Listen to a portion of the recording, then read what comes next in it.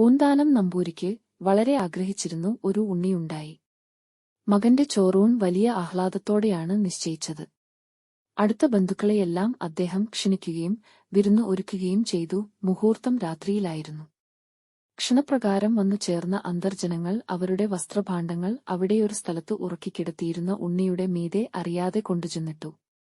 ചോറൂണിന് മുഹൂർത്തമെടുത്തപ്പോൾ ഉണ്ണിയുടെ അമ്മ ഉണ്ണിയെ എടുത്തു കുളിപ്പിക്കാനായി ചെന്നപ്പോഴേക്കും ഉണ്ണി ശ്വാസം മുട്ടി മരിച്ചിരിക്കുന്നതായി കണ്ടു. തികഞ്ഞ വിഷ്ണുഭക്തനും സാധുവുമായിരുന്ന പൂന്താനം നമ്പൂരി ഉണ്ണി മരിച്ചതോടുകൂടി അതീവ ദുഃഖിതൻ ആയിത്തീർന്നു. അദ്ദേഹം തന്റെ പുത്രൻ മരിച്ചതിനാലുള്ള വ്യസനത്തോടുകൂടി എഴുതിയ കൃതിയാണ് പ്രസിദ്ധമായ ജാനപ്പാന. അത്യന്തം ദുസ്സഹമായ വ്യസനങ്ങൾ നേരിടുന്ന കാലങ്ങളിൽ ജാനപ്പാന വായിച്ചാൽ മനസ്സിന് വളരെ സമാധാനമുണ്ടാകുമെന്നുള്ളതിന് സംശയമില്ല. ഇതു എല്ലാവർക്കും അർത്ഥം മനസ്സിലാകത്തക്കവണ്ണം വളരെ ലളിതവുമാണ്.